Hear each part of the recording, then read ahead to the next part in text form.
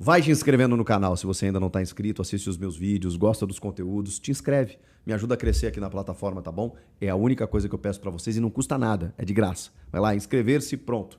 Tamo junto, tá, rapaziada? Obrigado pelos quase 1.200.000 inscritos que estão por aqui. Vamos falar de muitas coisas a respeito desse vídeo. A primeira, o Corinthians pagou a dívida que ele tinha com o Shakhtar Donetsk ainda pelo empréstimo do volante Maicon lá em 2022. Um valor que, acumulado com juros, com multa, com uma condenação que acabou acontecendo na Corte Arbitral do Esporte, chegava em 7,8 milhões de reais. Esse valor foi se arrastando e o Corinthians conseguiu abater uma parte da dívida por um não pagamento do Shakhtar ao Corinthians pelo meia Pedrinho, de 2,4 milhões de reais. Abatendo isso, o Corinthians quitou com 5,4 milhões de reais essa dívida que tinha referente ao volante Maicon. E essa dívida não é só para você dormir tranquilo, tipo, não pago mais nada, não devo mais nada, não sei o quê. Sabe aquela sensação boa de você pagar uma conta? Não é só isso. Também era uma dívida que poderia gerar o transfer ban na medida em que houve já uma condenação no CAS, na Corte Arbitral do Esporte. Então, essa dívida ela também elimina a possibilidade de mais um transfer ban, que foi algo que prejudicou muito o Corinthians no ano passado.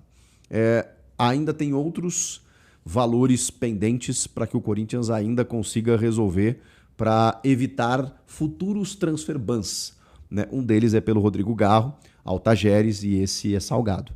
É mais de 20 milhões de reais, estou falando de 23 milhões de reais. É o próximo passo.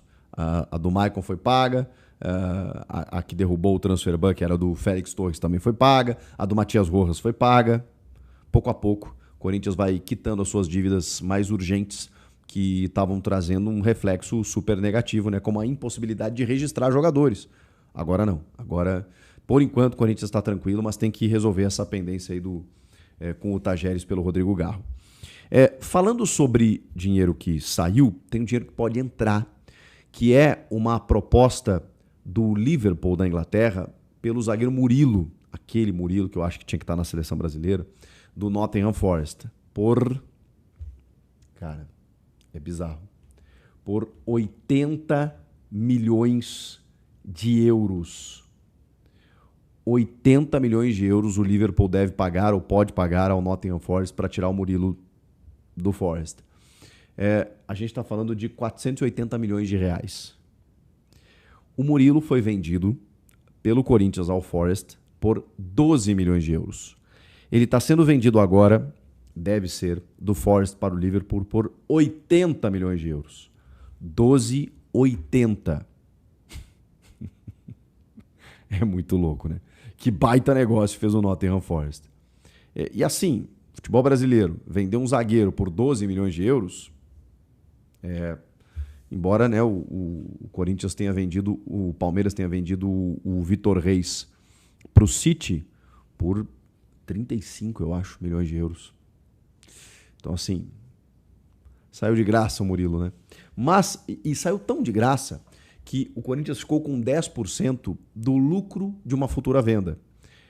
Isso significa que, se esse valor for confirmado, de 80 milhões de euros, o lucro que o Forest teria com o Murilo seria de 68 milhões de euros. 10% disso é do Corinthians. Quase 7 milhões de euros. Então, assim, você vendeu por 12 milhões de euros, os 70% que o Corinthians tinha direito dele, e aí, numa futura venda, 10% disso é 7 milhões de euros. Olha que loucura. Entraria aí cerca de 40 milhões de reais. É isso, né?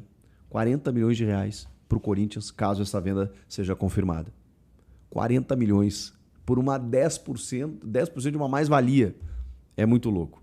Então, pode ser uma grana aí que o Corinthians receba nos próximos dias e resolva um pouquinho do caixa, né? Porque o Corinthians tem que vender jogador, aquela coisa toda, tem que bater uma meta de 150, 160 milhões de reais em jogadores esse ano. Quarentinha aí já vão no Murilo de uma forma até inesperada, né?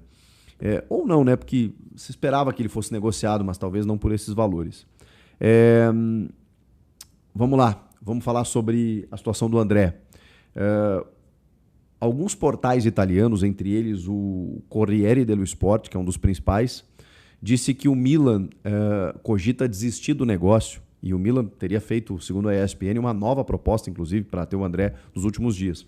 Mas que o Milan teria voltado atrás, que o Milan teria desistido exatamente por conta da divergência das tratativas, né? Pelo fato de já ter um acordo encaminhado, o Osmar Stabile deu para trás na última hora, aquela coisa toda, os caras ficaram bem incomodados.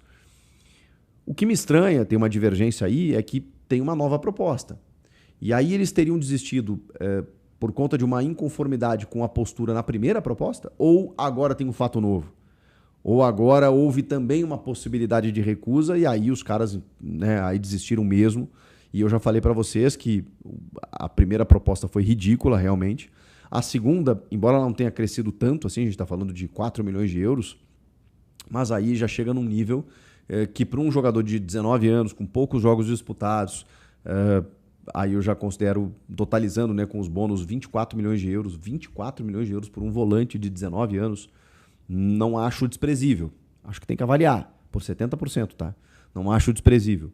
Mas quero saber onde é que está esse pulo aí.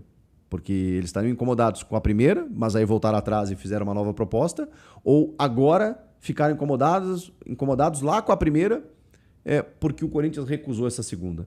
A gente vai ter que aguardar aí, mas a notícia, a imprensa italiana já coloca uma possibilidade de desistência do Milan, em definitivo, pela contratação do volante André. Vamos aguardar. Vamos projetar esse jogo contra o Flu? Chegou a hora. Voltou o Campeonato Brasileiro, terminou a data FIFA e o Corinthians se volta para a sua maratona no mês de abril. Não é mentira, hoje é dia 1º, mas o bicho começa a pegar já no Rio de Janeiro, nessa quarta, 9h30 da noite, com a estreia de Jesse Lingard, provavelmente entre os titulares. Fisicamente tudo bem com ele, treinando há um mês no CT Joaquim Grava, super entrosado, super elogiado, bem fisicamente, regularizado, tudo certo. E na ausência do Memphis, do Caio César e de outros atacantes, do Guinegão, o Jesse Lingard vai poder começar o jogo ao lado do Yuri Alberto. A escalação do Corinthians deve ter, com as ausências de Hugo Souza, André Carrilho, Memphis Depay, Caio César, Ranieri suspenso, essa galera aí que tá fora.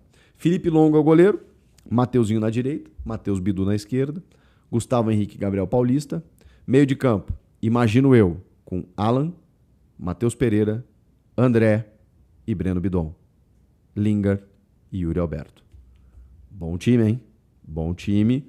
O Garro pode entrar nesse meio aí, pode ser Garro e Bidon, e aí sairia um dos volantes, né? O Matheus Pereira, provavelmente, aí seria o Alan, André, Garro e Bidon, mas acho que fora de casa, contra o Flu, o Garro ou o Bidon devem esperar, no caso o Garro. Então, deixa eu projetar até o Flusão aqui para vocês.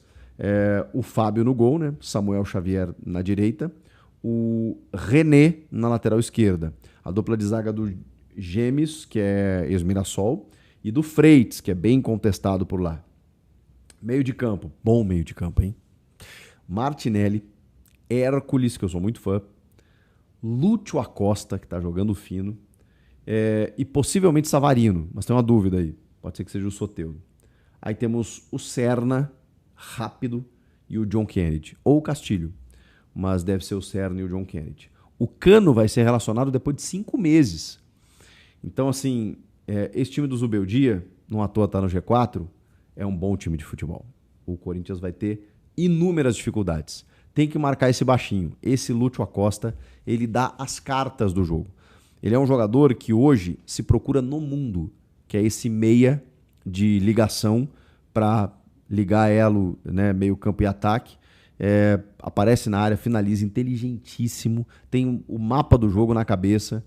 Embora a estatura baixa, ele joga uma enormidade. Lúcio Acosta e outros jogadores muito bons também, o Hércules, o Martinelli, que eu sou muito fã, o goleiro Fábio. O Canóbio está ausente por conta da data FIFA, né? Se o Corinthians tem ausentes, o Fluminense também tem o Canóbio.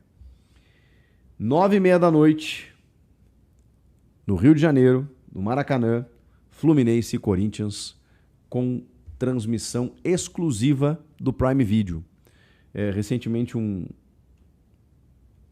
inscrito aqui, um espectador, falou, pô, Chico, avisa pra gente onde vai passar o jogo. E eu nunca me atentei que essa era uma informação importante, porque hoje em dia a gente fica batendo cabeça, né, pra saber onde vai passar. Então, o Fluminense Corinthians terá a transmissão do Prime Video. Então, é um aplicativo de streaming, né, pra quem não tem. Ou tem que assinar, ou tem que assistir na casa de alguém, dá teus pulos aí pra poder ver o jogo. Tá bom? Depois do jogo, você sabe, tem encontro marcado aqui no canal entre eu e você. Valeu? Comenta aqui, inscreva-se no canal e eu volto na próxima. Tchau!